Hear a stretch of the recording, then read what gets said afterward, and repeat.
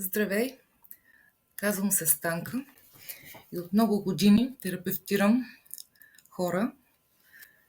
С доста богат опит съм като психотерапевт, биоенерготерапевт, хипнотерапевт. Занимавам се с неврографика, невропластика и хобито ми е да рисувам.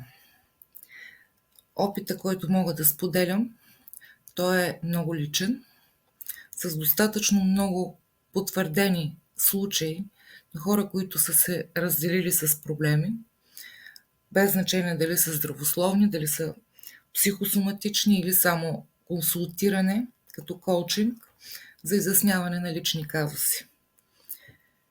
Вярвам, че бих могла с нещо да ти помогна, за да можеш да направиш една превенция на себе си за по-качествен живот.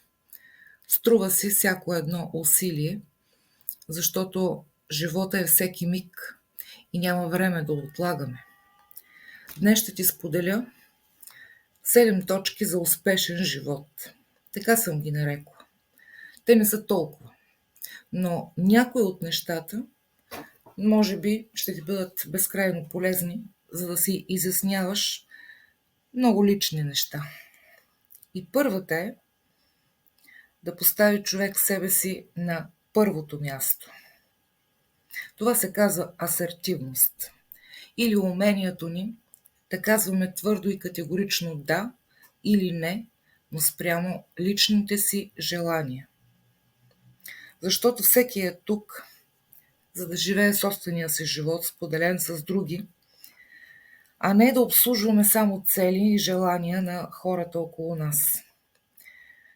Когато това не съвпада с нашите цели, с нашите желания, с нашите потребности, имаме пълно основание да избираме себе си и да казваме твърдо и категорично не. Какво не задоволяваме? Коя потребност в нас остава като празна? Много пъти това води до ред други приеми, които използваме несъзнателно, като например емоционалното хранене или зависимости, или шопинг терапия, както му казвате, то не е никаква терапия. И тези неовладяности в характера започват да нарушават баланса. А балансът е един от основните закони, в който движи Вселената ни. И колкото повече опознаваме тези закони, толкова повече се случват с лекота нещата, които предприемаме.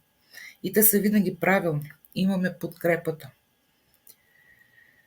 Другото, което е много важно, като втора точка.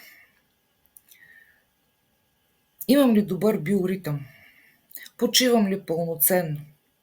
Имам ли здрав, спокоен сън? Удобното ми легло? Безопасността? Защото сънят е един основен фактор за възстановяване на човешкото здраве. Мозъкът е твърде енергоемък и използва много енергия през целия ден за всяка една функция. Даже и за тези, които рутинно не се замисляме, че ги правим. Мозъкът активно участва и по време на сън той има възможността не просто само да почива, но и да се зареди и цялото ни тяло, понеже е самовъзстановяваща се система, то започва да реорганизира всички процеси по много по-правилен начин, а не непрекъснато да бъде подлаган на команди, които не винаги са здравословни. И много е важно да се определи и в каква възрастова граница е човек. На дете, на юноша, на младеж, на зрялата възраст, на средната възраст. Всичко това има значение. Третата точка. Тялото, то се поддържа през храната. Тя трябва да бъде здравословна, както я наричат, което значи по възможност чиста, непреработена, с консерванти и ред други съставки храни. Душата, интелекта, те също имат нужда от тяхната си храна. И тази храна трябва да бъде такава, че да съответства на човека. Не защото нещо е модно, не защото някой така е казал, а всичко това, което е важно за самия човек, личните му потребности като интереси, като хобита, като любопитство към този свят, да бъдат обследвани, без да си даваме излишно напрежение, защото колкото повече напрежение има, толкова по-трудно запаметяваме. А когато е като детска игра това здраво любопитство към света, тогава и запаметяваме трайно и можем да правим ментални конструкции, които да ни ползват, и то да не е просто едно интелектуално натрупване, а истинското знание, което ни ползва, защото не е нужно да знаем много, необходимото, което в реалността ни дава възможност да се справяме с различни ситуации, с компетентност, съзнание и най-малкото, което да не бъдем лъгани и мамени, при положение, че в днешно време дезинформацията е просто огромна. Точно това, което е за мен, това ми е потребно. И не изпитвам нито срам, нито вина, нито някой да ми е вменил манипулации през емоции или през някакви лични негови цели, като най-различни механизми. Тогава човек се чувства добре. Четвъртата точка е да поддържам собственото си доверие към себе си и към другите, разбира се. Но първо към себе си. Защото много пъти, когато ние се поставяме много големи цели и не можем да ги постигнем, губим доверие в себе си. Колкото повече познаваме собствените си възможности, собствените си лимити и да не поемаме повече, отколкото е разумно и здравословно, тогава сме в безопасност, тогава си вярваме. И когато правилно разпределяме времето си за важните задачи, правилно отделяме нужното внимание с точно толкова енергия, колкото е необходима, не повече. И от всичко това идва една много приятна самооценка за нас самите. И тази концентрация, която вършим ежедневните си задължения, започва да ни дава още повече рутина и увереност. И така задоволяваме при правилно разпределение на времето доста потребности, които изискват вниманието ни, а и усилията ни. Пета точка. Какво значи да делегирам права и задължения на други? Това значи да позволявам да получавам помощ.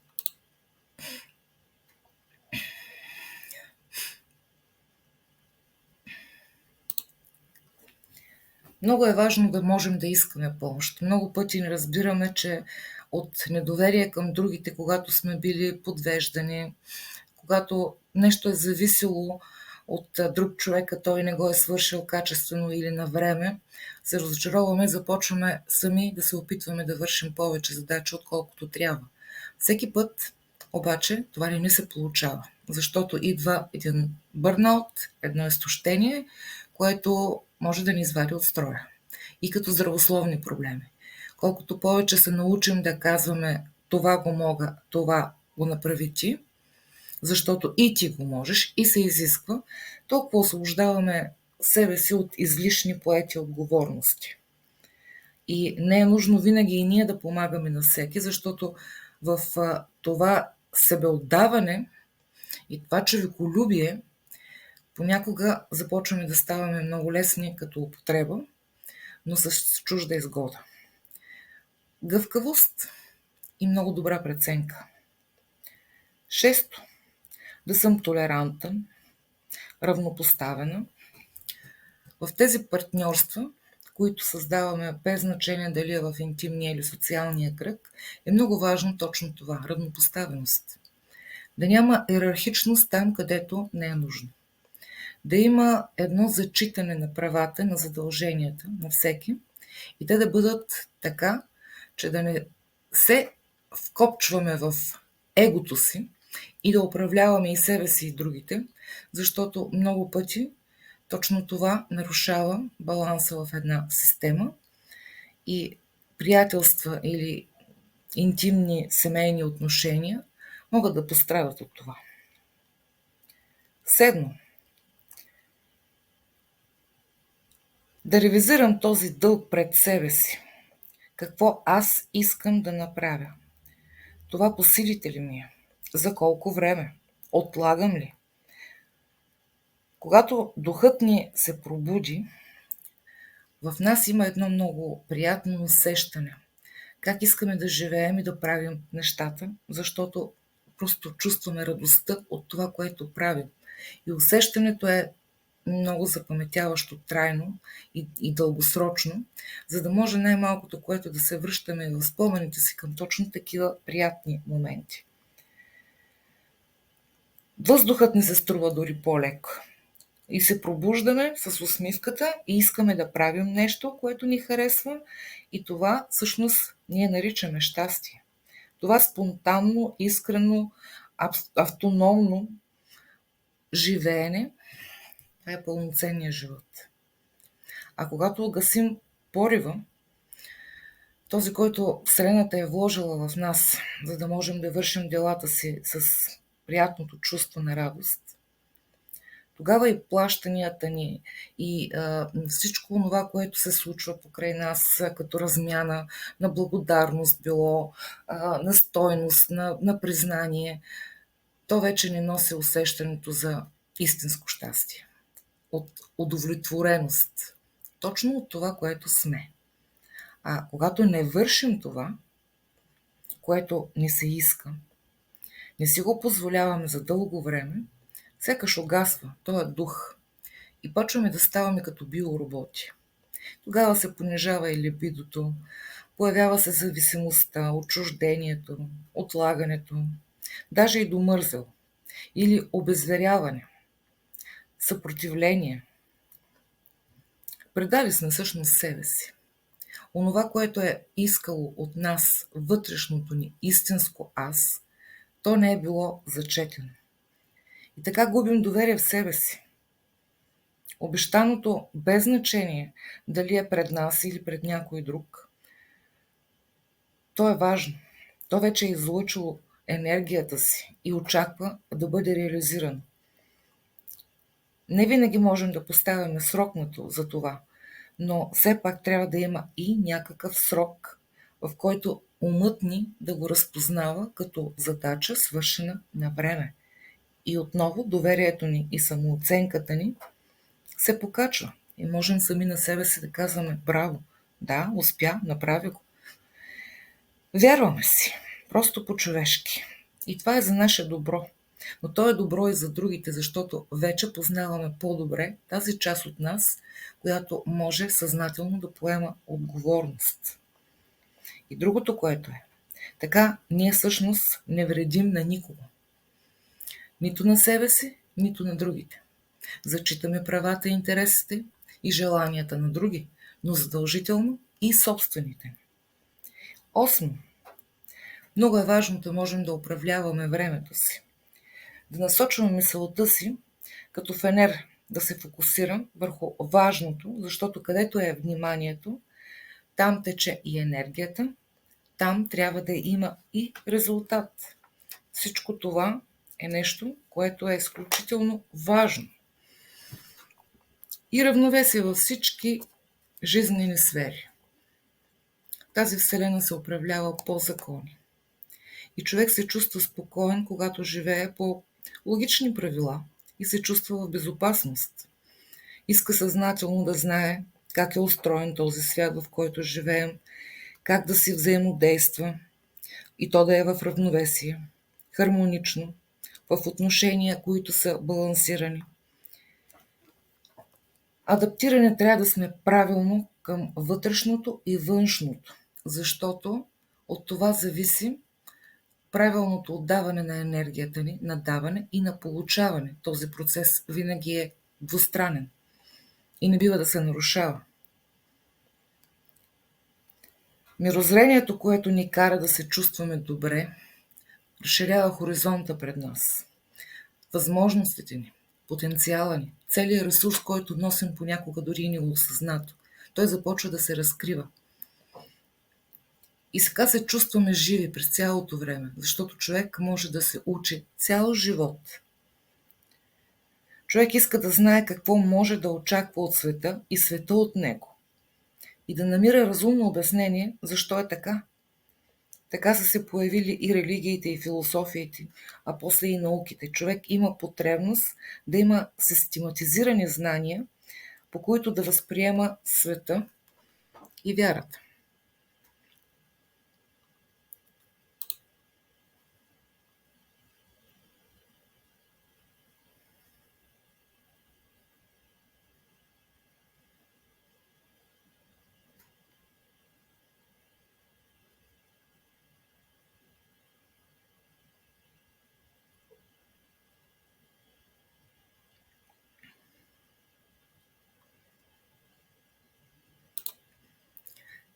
Енергията ни, тя се насочва на там, на където вървят мислите ни повече от необходимо. Не просто миг, а има по-дълго време като фокусиране в някаква мисъл. Това, за което мислим продължително, то започва даже да ни управлява. Отговорност за себе си и за другите трябва да носим винаги. Ако човек може точно да опише и да назове проблем, той вече е на път към решението. И когато казваме аз не мога, трябва да се запитаме какво ни спира. Тогава намираме и правилните решения. И най-големият проблем в работата е, че никой не ни е казал как точно трябва да я вършим. Тази проактивност, която ни кара да обмисляме преди да сме взели окончателно решение, а не да сме реактивни на някакви външни стимули и без да сме обмислили да говорим и да се чувстваме неудобно от себе си. Всичко в живота се учи. Никой не е бил научен. Но това всъщност понякога ни спира. Това, че не знаем. Имаме правото на грешки, от тях се учим, с тях израстваме. Имаме правото да не сме толкова успешни, да имаме и дозата провал, което не ни прави деструктивни, а точно градивността на опита ни можем да го използваме много разумно. Тази проактивност изисква първо да помислим и тогава да действаме. И се живее всеки ден, до последния миг, пълноценно, качествено. Ако на някой му е нужна помощ, аз съм готова и за лична консултация. Благодаря.